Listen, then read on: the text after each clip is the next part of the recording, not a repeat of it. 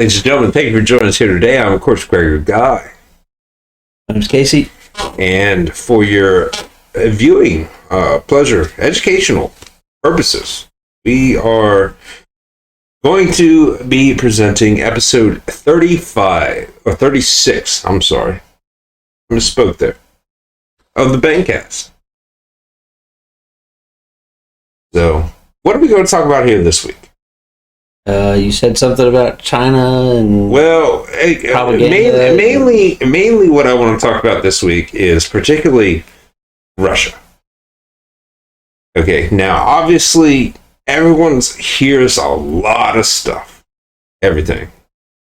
Now, obviously Russia went to war with Ukraine back in February. Mhm. And here we are sitting in August, which, I mean, what's that, like 7 months later, 6 months later? Something like that? Half a year? I mean, How is Russia, this is my question, how is Russia not embarrassed with themselves? because they're not at war with Ukraine. They're at war with the United States and the European Union. Nah, I mean, that's a bold statement. That's not a bold statement. That's a fact. Well, I mean, obviously, that they are supporting the Ukrainians and everything in their own way. Right? So would that not like technically be a proxy war? It is. Yes. If the United States and the European countries went in to Ukraine to fight Russia, that would escalate into a world war. And do you?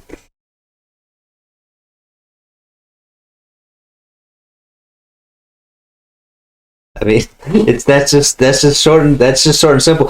How about Afghanistan was a proxy war for both sides? Well, I mean, it realistically kind of. You got the Well, no, I wouldn't say Afghanistan because, like I said, there was a clear defined mission in Afghanistan for the American people.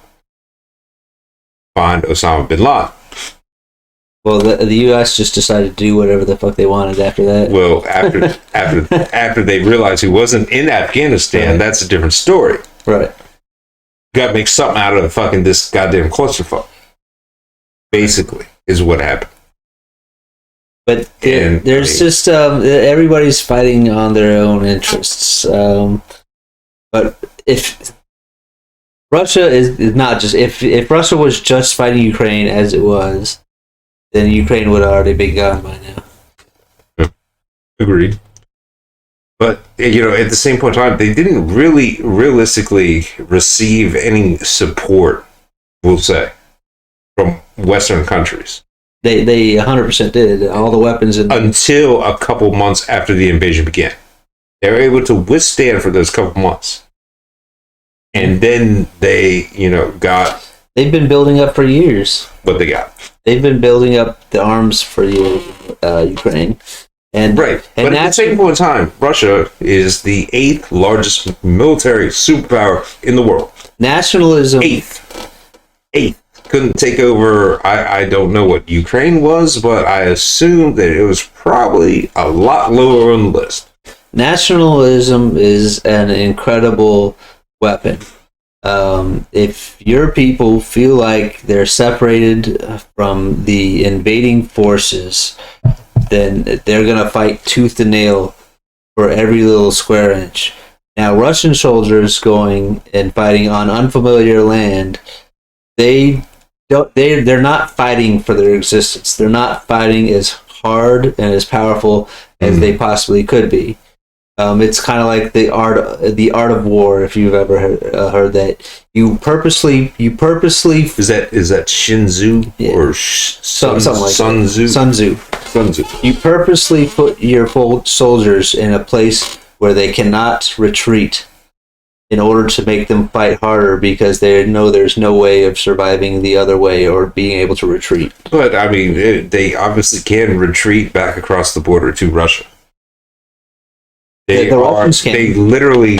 Russians Those can. two countries are touching. But they're not. Russia's not fighting for their home. The Ukrainians are. Right. I mean, I understand that concept, but I mean, what I'm saying is the Russian soldiers, I believe what you said, can retreat. They could if they wanted to, but they're not going to because they'll probably get killed for I can't remember what the exact word is. Deserting. Yeah, desertion. Desertion. Yes. All right. Well, I mean, that's one aspect. I mean, you hear some crazy stories. I got one quick thing. Okay. So, say Texas declares independence from the United States of America, Okay. and the United States of America says no, Okay. and they go in full force into Texas to try to take it back. Well, How okay. difficult do you think that would be? First of all, it would be illegal for the United States government to do that. You know why? Because if they still consider Texas part of the United States of America, it is illegal to deploy American troops on United States soil. You have to use the National Guard for that. Well, Do you think the Texas National Guard is going to retake Texas for the United States? this is we're saying I don't care about any of that. I'm talking about No, these are laws. No, these are important laws too. I mean, you got to understand this. you have to understand what I'm trying to say. Go ahead and say what I'm you're going not. to say. Just forget about any kind of possible law. I'm talking about the people in Texas versus a federal government army going into Texas and trying to take it back. How difficult do you think it would be to take Texas back from Texans? I would say virtually impossible. That's what I'm trying to say. I mean, I understand that concept, but at the same point in time, the federal government will have just made themselves criminals if they made that order. First of all, if it ever came to that point, I don't think they would care. Well, I mean, are you sure? Yes. Are you sure? Yes. Really? I don't know if you see how things have been evolving in our federal government. I'm fairly aware. So if it ever depreciated to the point where states start breaking away from the union, I don't think there's any rules or laws that are going to stop. They're just going to change the rule or law just to make it more palatable. But I mean, that's still not going to change the Constitution. They would need, like I said, as I have stated They're before. pissing all over the Constitution right now. Yeah, I can't remember which one is which. 66% of Congress and 75% of the states. Now, those could be reversed. I'm not sure which is which in order to ratify the Constitution, but it is in the Constitution that you cannot deploy soldiers on American soil for combat operations. All right. Florida, Texas. Okay, we'll say almost all of the southern red states, they decide to break away. So how many votes do they now have in the Congress? I mean, this is completely out of what I was talking about in the first This is place. obviously a hypothetical. Right. So this is basically completely out of what I meant in the first place. Now we're talking about hypothetical situation within law, which was not my intent in the first place. My intent was taking a place, a people's home from them, and using superior firepower. I'm still waiting for the question.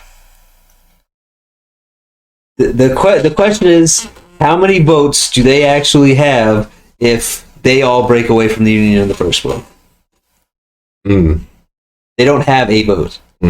So now all the votes are in the northern states and the blue states. And they can make their own laws at that point. I mean, it would muddy the waters a bit.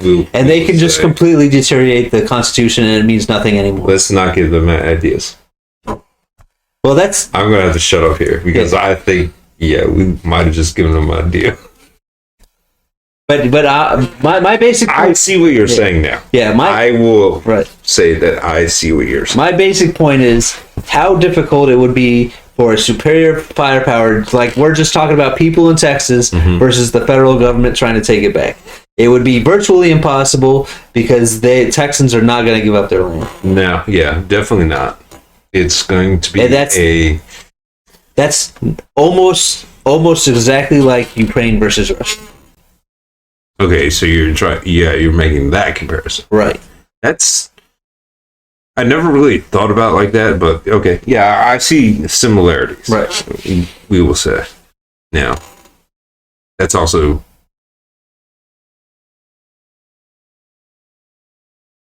would be if Texas had its own president, but if they seceded, and Right.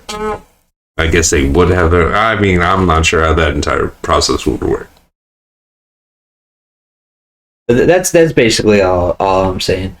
How difficult, how fighting as a soldier, knowing what you're fighting for is more important to you than the other guy on the other side is more important to him. All right, perfect. Let's talk about that because I have heard stories that Russian soldiers, fighting in Ukraine, and even not only soldiers, but officials that are down in Ukraine, governing, as you will say, the territory gained. We will say they haven't been paid. They aren't being fed. At what point in time are you just like? I don't. I'll be honest. Now, you being a former veteran, this is in particular where your insight will come into play. I believe it will be valuable. First of all, Invaluable.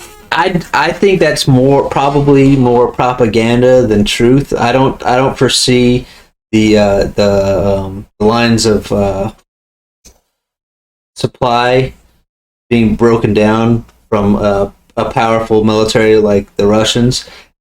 As much as I don't believe they're as strong as the United States military is, I don't think that is like the number one thing that any military bases its strength off of is its supply lines. Okay, that's fair, but even though the ruble is down, like I believe 30% or so at this recording at this point in time, from where it was pre-invasion.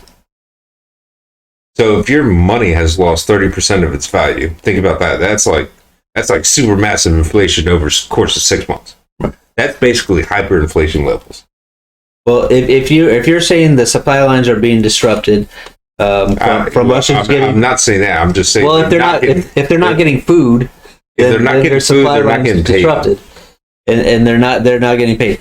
Okay, so first of all, this is just what I'm hearing. So too, also now we're talking about the possibility of the supply lines being stronger for Ukraine because so much money and weapons and arms and supplies are being pumped into that country from Europe and the United States. So you're strengthening the supply lines for the Ukrainians, and the Russians, they're not getting the things that they need to win a war through their supply lines. And so while they're in Ukraine, they have to divert some of their energy into going into the local areas and taking what they need from the locals in order to survive and continue to succeed in their invasion. Yeah. So that weakens the Russian army. Right, but I mean, at the same point in time, they're just going to do that because a hungry man needs to eat, right? Oh yeah, they're gonna take what they need. That's fair. I mean, sometimes they might have, and there might be war crimes committed in the process of taking these items. But you want to say that? See, war crimes that's a weird term, to be completely honest with you. There is no law in war to keep you from succeeding in your well, okay, for your end goal and everything, but there has to be some sort of morality, I would say, on a human level. You know what I mean? If a guy surrenders, he's now your prisoner, right? It depends on my situation. What's your situation? Are you going to eat him? Are you hungry? If I have to. Woo! Okay. I look. If it comes down to my survival and the other guy, if I don't have a place to put this guy to make him a prisoner, then I'm not taking him prisoner. because I'm not babysitting them while I'm trying to win a war. Okay. Now, I know other people may disagree with me on that, but that is reality. War crime is a strange term, and unless I have the capability of following all these laws without hindering myself too much, fine, I'll follow them. But otherwise, if I don't have all the support and ability to follow these rules, then these rules are just going to get me killed. I mean, I understand your point, but I don't know. I mean, at some point in time, you feel like, there's zero survival. There's zero morality in survival. Yeah. There is only to a limit. There is a limit. Oh, I guess the question And that would limit be, is based, where is that limit at? That limit is based at my personal situation. So it's basically a day by day thing. Yes. If I have a place to, if I have support in the background where I can take this guy and I can bring him and he'll stay prisoner, then okay, he's a prisoner. If I am just trying to sludge my way through a fucking field where I got fucking millions of bullets flying over my head, and this guy's just gonna slow me down, or he's just playing like he's being captured, just to get me later because he's not in a good situation, because that's something that he would do and I would do to survive, then he's just a hindrance to me, and I need to get him out of the way so I can keep going. It's quite honestly not where I expected that bit of conversation to go, but very great insight from a former veteran. We will say This is just realizing and understanding the world is not as cut and dry as everyone would like to think it is. Right. Let's be honest. Yeah. The world is a dirty, nasty place and we live in this great bubble where we can live by all the rules and survive handsomely. But out there in the rest of the world, people don't live like that. I mean, yeah, that is totally fair. Especially now that I got a little more, insight into where you were coming from on that original statement. I was actually shocked for a second. I was like, what? These are part of the things. Like, if society breaks down, this is why most people won't survive. Yes, I agree. They don't understand the harsh realities of the world and what it takes to keep going. First of all, as soon as the electric goes out, the cell towers and everything go out, 20% of the population will instantly kill themselves because they don't have a phone to fucking stare at anymore. They'll panic. I've said this many times. You heard it here first. Most of the deaths are going to start occurring when people are fighting for food at the grocery stores that are no longer there. Well, that's going to be the next 20%. Right. I think it's going to be higher than that. I mean, that's actually probably a fair assessment. Right. I'm going to go ahead and say that it's going to be around 40 to 50. We'll get into that at a later date. Right. But anyway, so we obviously, discussed Russia. First of all, Russia, you should be fucking embarrassed. I think Russia should be embarrassed. I wouldn't go that far. I would. I wouldn't go that far. In fact, I would say they're doing a pretty good job with the fact that they have Europe and the United States funding the military, the Ukrainians. And not to mention at the same point in time, they're tanking their national currency. They are tanking their national currency. Well, we're tanking our national currency, so that's not saying much more. 8.5% over the last 12 months, but so Bangham Financial, if you don't know anything about that. So, and not to mention that it's not just Ukrainians they're fighting. There's people come from all over the world that are basically brainwashed into fighting these wars. Or you can also say, I'm not saying that there is, but I'm saying that there's probably a high possibility of some kind of Delta Force or some kind of British SAS or something that like that operating in Ukraine. I mean, I could, yeah, I could see that. So, I mean, you hear all the time about these, like, former private contractors and everything, just from the United States, who have gone over to Ukraine. Right. And these are highly skilled. These are highly trained operatives that are Let's be honest. extremely more capable than just a regular old Russian soldier, Right. or a U.S. soldier. I don't want to put that in the wrong spot. Right. Just more so than a private, in the army or the Right. Well, shit, I don't think they're privates in the Navy or Air Force or anything. Whatever, you understand what I'm saying, Right. So yes, that obviously is also going on. Now, It's not like Russia's fighting a war against a bunch of farmers. That is absolutely not the truth. no. Well, on top of that, they are also getting funding and weapons shipments, everything from Western countries. Right. Let's be honest. Right. So their military capabilities might be even stronger than the Russians are at this point. Yeah, and I'm hearing crazy stories. Crazy stories. I keep saying, I don't understand why this shit keeps showing up on my feed, on my telephone. Crazy stories. Like, Russia has, pulled their, I believe they're on the, sixth generation of fighter planes. They pulled the rest of them back because they already lost 24. And they are now just using the fifth generation of fighter planes because they are losing too many planes. Air superiority is failing for them. They have lost their number one, apparently, this is a story I heard, not confirmed, obviously. Their top helicopter pilot also killed in action.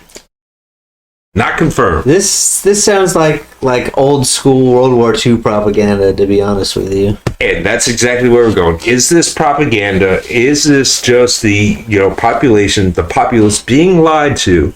Are these stories true? Where can we find credit and merit? With I guess news organizations. How do you have? I mean, I can understand like a Top Gun like fighter pilot or something like that, knowing how many takedowns or kills one has. But how would you know if you're the best helicopter pilot? That is something that I don't first of all understand. Because I believe he was one of the main training instructors for the Russian military. This is what I heard. Okay. Anyway, this is what I read from the story. So he was very highly ranked. Regarded. Was he the best? Probably not. Probably not. Yeah. Let's be honest. But either way, he was up there in the chain of command, we will say.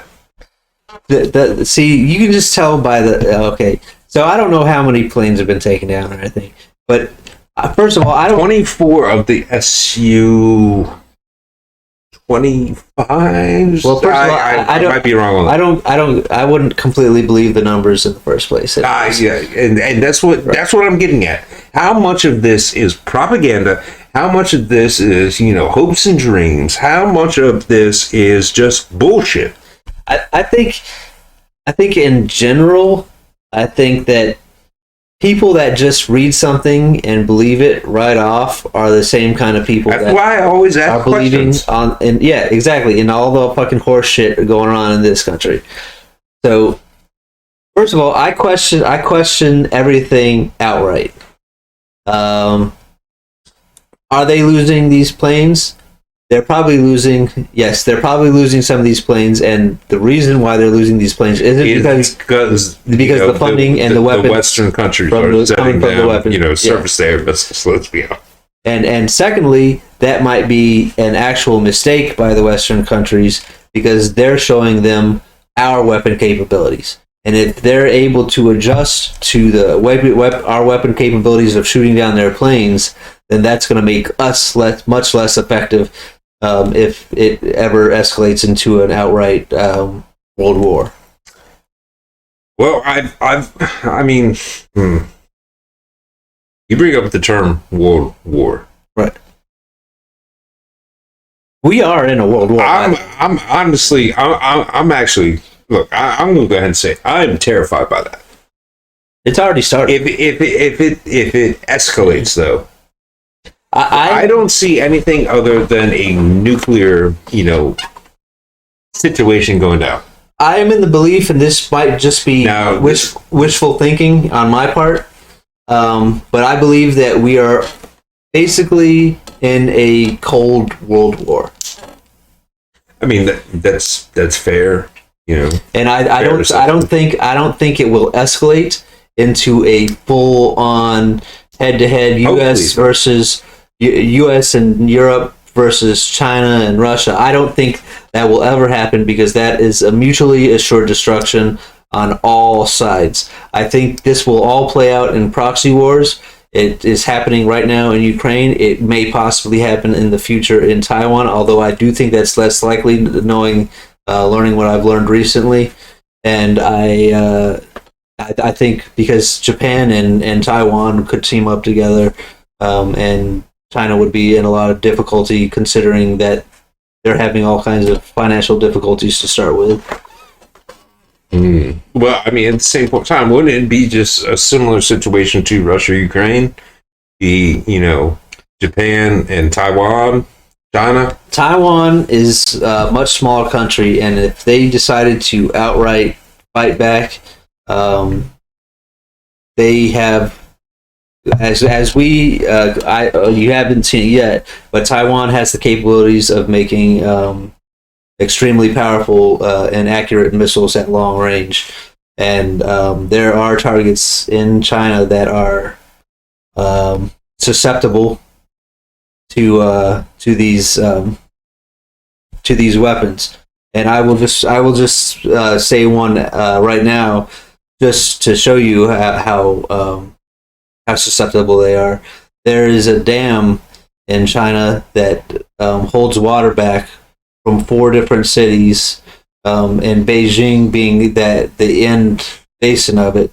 But if they took the dam out, it would take 4 cities out. Was it you that showed me that picture the other day of that dam?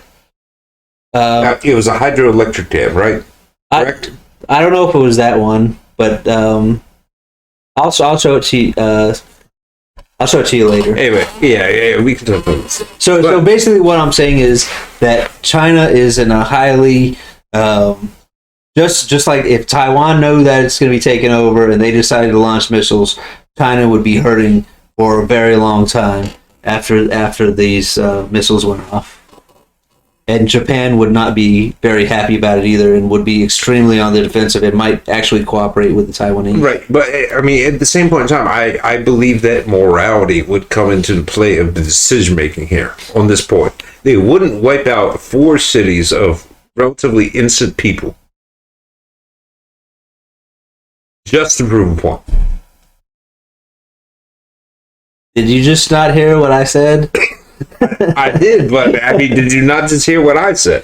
You said something about morality, and all I hear when I hear morality at war is wah, wah, wah, wah, wah, wah, wah. There is no morality in war.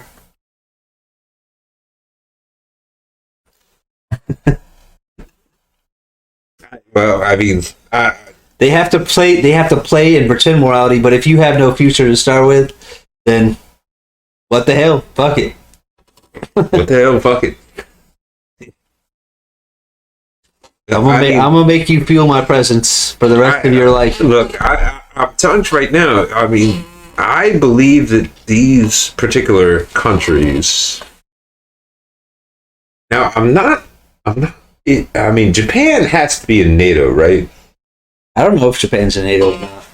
I'm not 100% sure about that. I mean, I assume they are. Yeah, I'm gonna have to look that up after we're done here. But if they are in NATO, they team up with Taiwan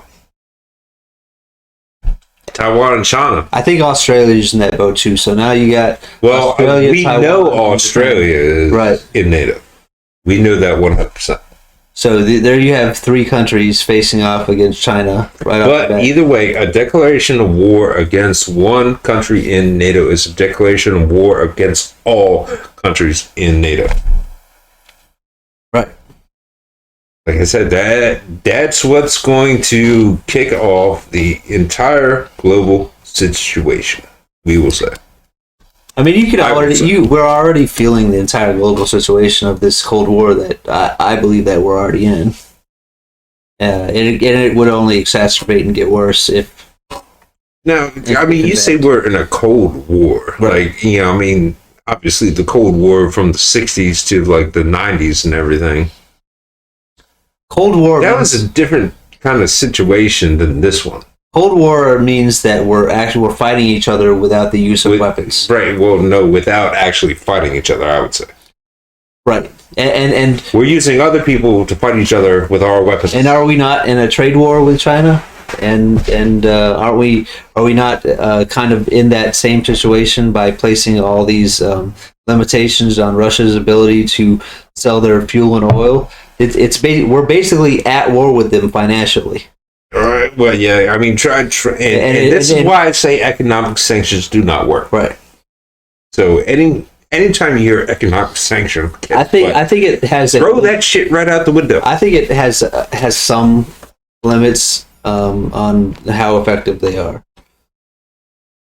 Well, I mean, I just don't believe that those particularly work. I mean, obviously, what would hurt a particular country more would be trade sanctions. That's in particular where the Western countries, we'll say, gain the advantage because we consume more products. So if we just up and say, guess what? We're not buying shit from you. Isn't that what a sanction is? I thought that's what a sanction was.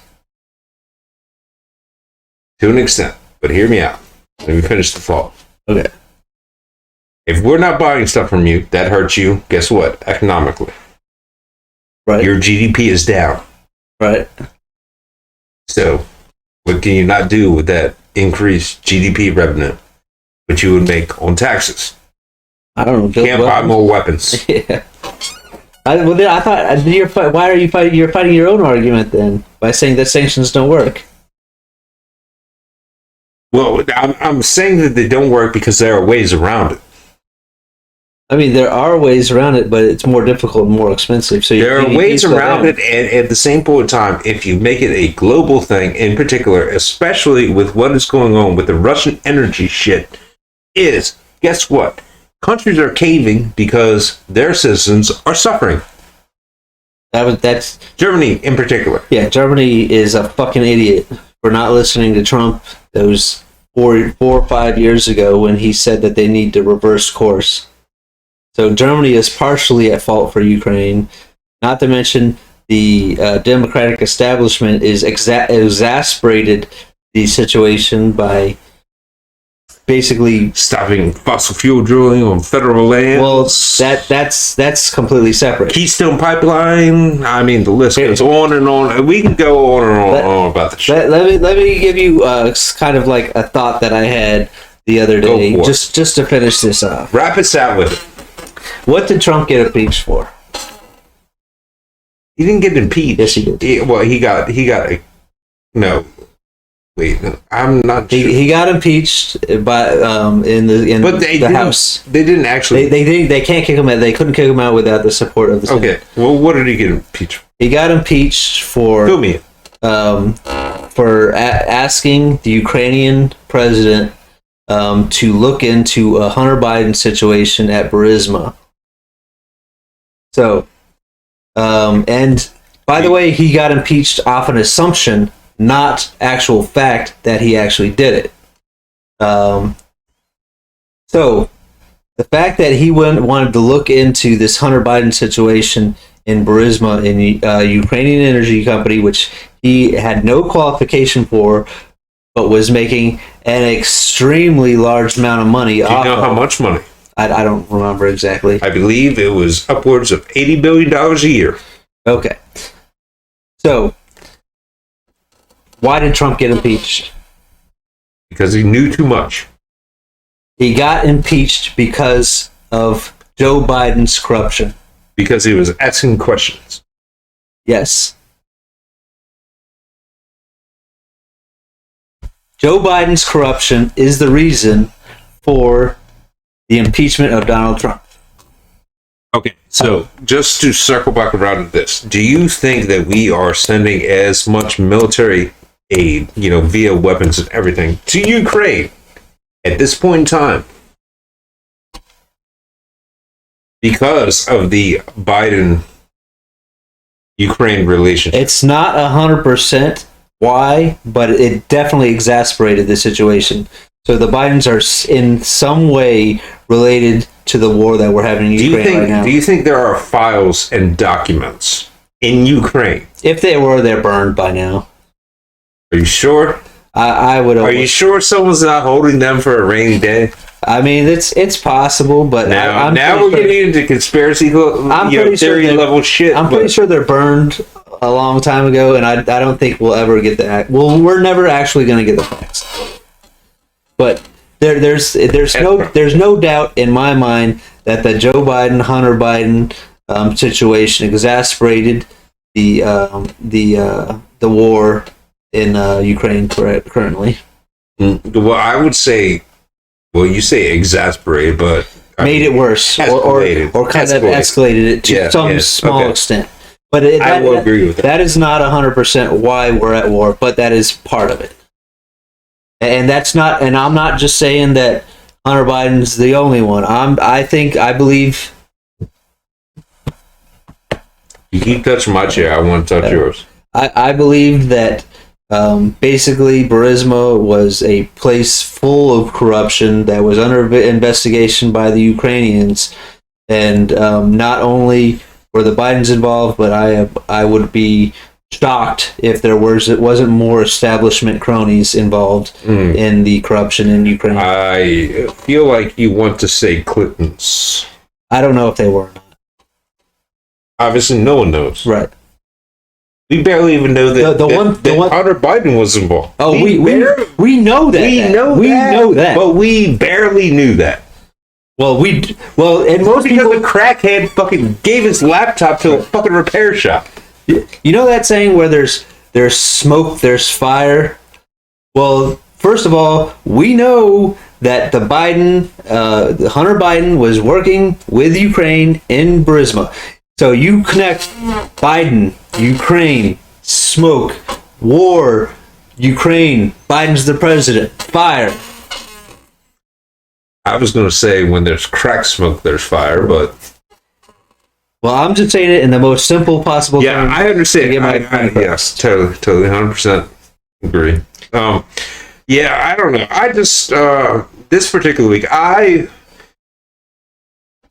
wanted to, kind of discuss the Russia-Ukraine thing because we haven't really talked about it a whole lot. Right.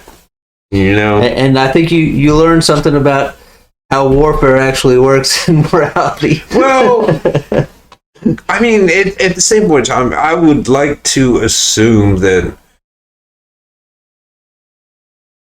Now, granted, we're talking about American soldiers and everything. They are more, on a moral front particularly than. You like to assume, anyway. We're all soldiers. We're all soldiers. The only thing that differentiates us is our level of training. And level of training is never gonna decide whether or not we're gonna decide to survive in a wartime battle that our life is threatened. Every single man is gonna act the same exact way, no matter where you're from. There you go. You heard it first. Insight from a veteran. So we'll just go ahead and wrap it up there. This has been episode 36 of the Bangcast. Talked about Russia, talked about China, talked about propaganda, talked about bullshit, talked about a lot of stuff. So, ladies and gentlemen, I'm of course Gregor Guy. My name's Casey. And if you found any bit of this content enjoyable, remember to like, share, and subscribe. A bell button or some shit. Yeah, do that shit. So, everyone out there watching, enjoy the rest of your week.